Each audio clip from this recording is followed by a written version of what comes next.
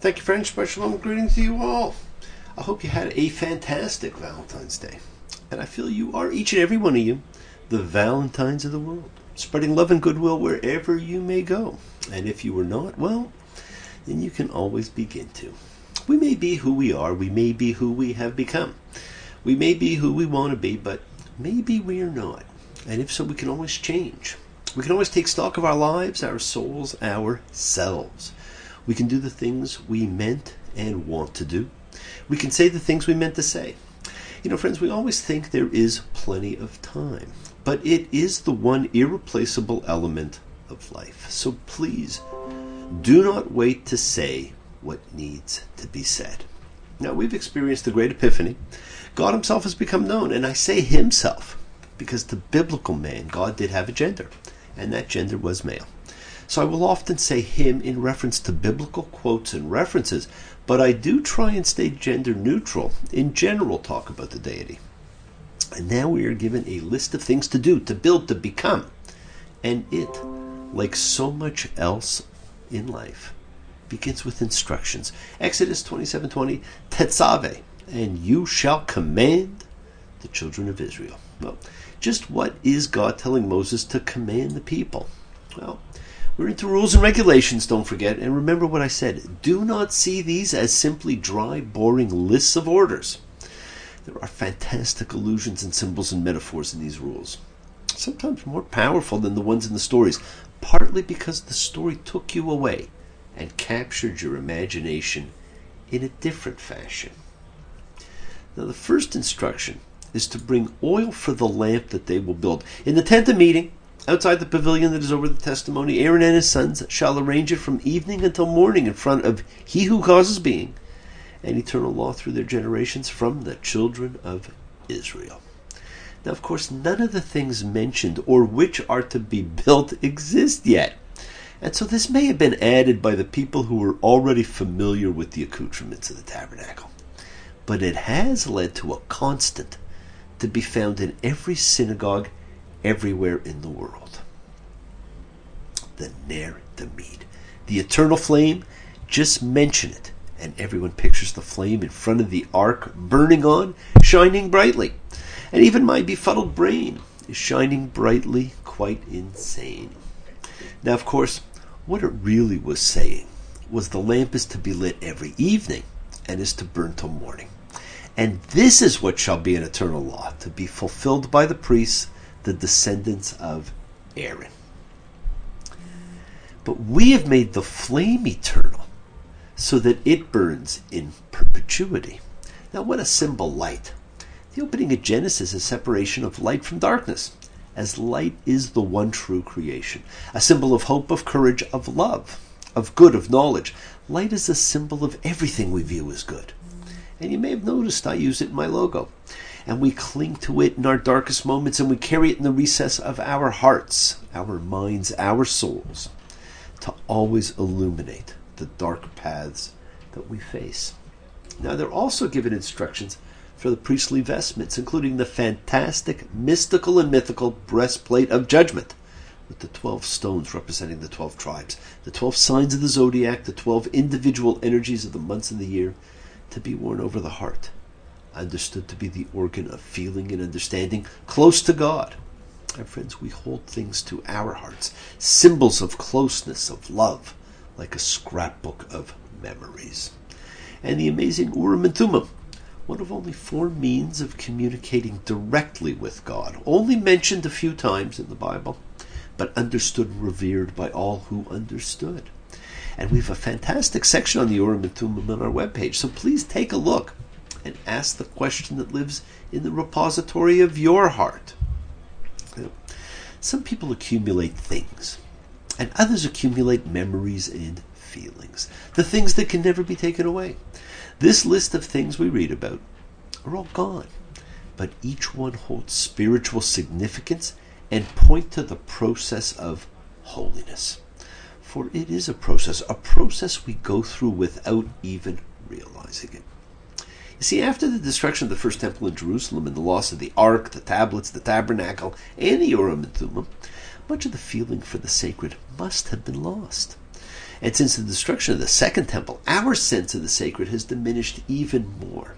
And that is why reading these sections and understanding their internal representations in your life bring them back to reality. What you feel, what you believe, is your reality. And each of our realities is different because each of our hearts, our minds, our souls is different. Now take a look at the inventory of what you were just presented with. The Mishkan, a movable tabernacle to house your sacred space and sacred time, an amazing lamp, a menorah, with its 7 branches of light, the magic sacred number of creation, one for each of the planets, what they represent, from initiation to expansion to self, to throw light on your darkest time so you never need to fear. The Aron Kodesh, the sacred ark or holy box, which lives within your tabernacle and houses the covenant, the agreement, the testimony between you and God, always there for you to see. The breastplate of the high priest with the communicator built in to allow you to ask a question and get a direct answer. The stones on the breastplate for each tribe, each constellation, each sign, so the whole year and each unique month's energy are included. The tablets of God, the simple rules to live by, based on moral and ethical law, a historic first, and a bridge between cosmic and earthly. You now carry each of these things within you. Try to realize it's all within yourself, and life flows on within you and without you. And so this, of all the parts of the Torah, is a natural section to begin your own personal meditations, to have each of these fantastic tools available for you anytime, any place. And you can do this by just resting back, very comfortably, closing your eyes, just resting back in a way that's most comfortable for you right now. Just resting your hands on your thighs or on the arms of the chair, and seeing there's an opportunity to take a deep breath and become at peace with your world, at one with yourself, in a comfortable, tension-free, free-flowing moment of eternity.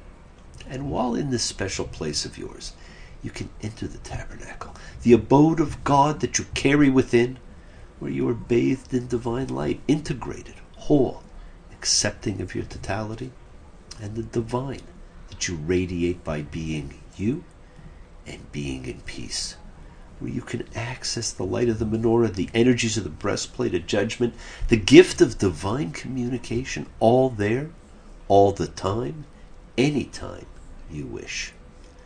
And to signify the importance of the priesthood, the holy, they are to be anointed. And friends, the first use in the Bible of the Hebrew word Mashiach occurs.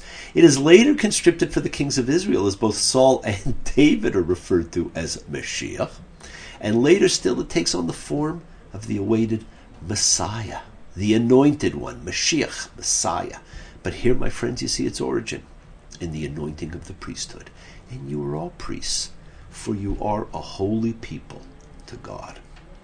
And how were they sanctified, my friends? Well, there is a sacrifice, 1 bull and 2 rams, and as we are told in Exodus 29:2, and unleavened bread. You see, unleavened bread is the food of the priests.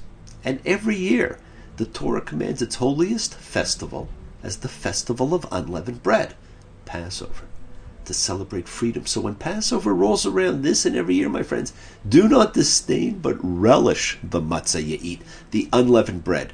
It is an amazing opportunity because on Passover, all Israelites, all who wrestle with God, behave like priests, eating no leaven. You elevate yourself to the status of holy. So the next time you read that it was the bread of haste, you will know it was and is the bread of holiness. And so we see that holiness is a condition. It comes from exposure to the divine and can be spread like a contagion. Coming into contact with holy makes you holy. Spread that holiness by your love, your goodwill, your smile. Gray skies are going to clear up. Put on a happy face. Brush off the clouds and cheer up. Put on a happy face. Spread sunshine all over the place. Just put on a happy face. Bye-bye, birdie. Friends, this is fantastic stuff. And people do get bored reading about these things, but do not get lost in the details of these parshas, or you may miss an incredible statement. Exodus 29:45. And I shall tent among the children of Israel, and I shall be God to them. And they will know that I am Yahweh, their God, who brought them out from the land of Egypt for me to tent among them. I am he who causes being, their God. You see, once these things are established, once these items are created, then God will meet with Moses and the people there. God will be present among the people. God will be their God, and they will know that he who causes being is their God. Believe it or not, this is one of the most crucial passages in the Torah. It is the basis of all of the law, and most of the episodes, though, come in Leviticus, Numbers, and Deuteronomy. And it also marks the most significant transition in the Bible, leading to the ultimate disappearance of God. The world is sacred, so is everything in it. Express your gratitude, light a candle, make a wish. Celebrate your life and the lives of those you love. Share your feelings with them. Live free, be free, honor your freedom. Be well, be happy, and be blessed. Share and honor the light. All who live in the light and continue to shine. Continue to send everybody you know goodwill and love. Pray for peace and freedom for everyone. Remember, friends, we are a community. We learn together. We celebrate each other. We love each other. We share this ride together, men and women equally. Let us send out love, not fear. Send out peace, harmony, good healing to all who need it. And please do learn to forgive and learn to love. Follow that call of freedom. Its festival is coming. And honor the relationships of your life. Tell those you love that you love them. Take advantage of the time you have. And remember, the journey is yours to enjoy. We take twists and turns in the patterns that weave through the fabric of our lives in our effort to grow, to learn, to be, to love. So please do love. And share the light with all who live in the light and all who need the light. As the great Hank Williams saying, I saw the light. Yes, I saw the light. No more darkness, no more night. Now I'm so happy, no sorrow in sight. Praise the Lord. I saw the light. Bless you all. Have a fantastic week, a week of love and light and peace and healing. And thanks. And send your goodwill to all who need it. Keep on dreaming, keep being, keep teaching, keep sharing, keep shining. And thank you all for joining me. Shabbat Shalom. Take care. Bye.